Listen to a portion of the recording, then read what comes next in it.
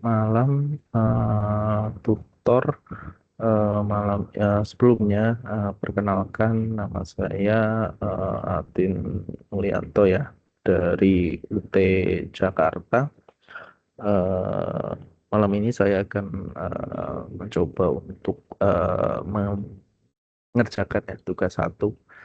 Tugas satu ini adalah membuat sebuah video singkat ya, yang berdurasi maksimal 3 menit ya, dengan tema pelajaran dari sejarah Pancasila bagi generasi muda ya. Untuk malam ini fokus saya adalah mengenai proses lahirnya Pancasila ya, dari BPUPKI, Piagam Jakarta, kemudian PPKI. Jadi di tengah dunia yang terus berubah, kita ini generasi muda Indonesia punya ribuan mimpi ya, ribuan mimpi dan jutaan perbedaan.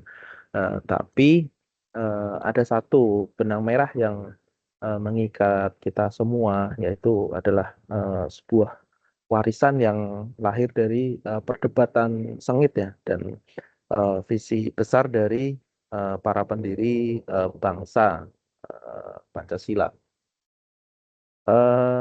Yang pertama itu sebenarnya semua itu dimulai dari sidang BPUPKI ya. Jadi para tokoh bangsa seperti Muhammad Yamin, Supomo, dan Soekarno itu menyampaikan sebuah gagasan yang brilian tentang dasar negara. Mereka berdebat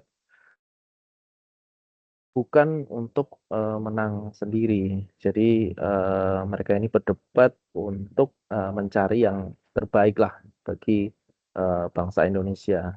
Nah, kemudian dari diskusi itu lahirlah Piagam Jakarta. Jadi sebuah rumusan awal yang sangat penting, namun menjadi bahan diskusi, terutama pada sila pertamanya. Eh, dan itulah momen krusialnya ya. Jadi sehari setelah proklamasi, para pendiri bangsa ini dengan kebesaran hati setuju mengubah 7 kata dalam Piagam Jakarta tadi menjadi ketuhanan yang Maha Esa. Ini bukan kekalahan, tapi kemenangan terbesar ya. Kemenangan terbesar untuk persatuan Indonesia. Jadi biar tidak memecah belah lah terhadap suku, ras, dan agama gitu. Jadi apa pelajaran untuk kita?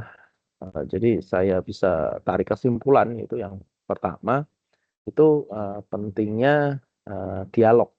Jadi para pendiri bangsa ini menunjukkan bahwa perbedaan pendapat itu dapat diselesaikan dengan cara berdiskusi, bukan saling hujat di media sosial seperti sekarang. Mungkin zaman dulu udah belum ada ya media sosial. Jadi kalau sekarang ini banyaklah yang saling hujat di media sosial. Kemudian yang kedua yaitu kebesaran hati untuk berkompromi ya. Jadi mereka rela melepaskan kepentingan kelompok demi tujuan yang lebih besar, yaitu Indonesia satu. Kemudian yang ketiga yaitu semangat inklusivitas. Jadi Pancasila itu lahir untuk merangkul semua suku, agama, dan golongan. Jadi DNA kita adalah Bhinneka Tunggal Ika. Jadi tidak boleh terpecah belah lah menurut suku, agama, ras, maupun golongan. Gitu. Jadi memang kalau kita tarik garis besar secara kesimpulan itu, yaitu sejarah itu telah memberi kita fondasi yang kokoh sebenarnya. Sekarang tinggal tugas kita untuk membangun di atasnya. Jadi marilah kita untuk menjadikan Pancasila ini bukan hanya sebuah hafalan ya, tapi sebuah tindakan nyata yang dimulai dari diri sendiri, dan sebisa mungkin harus dimulai dari sekarang. Gitu.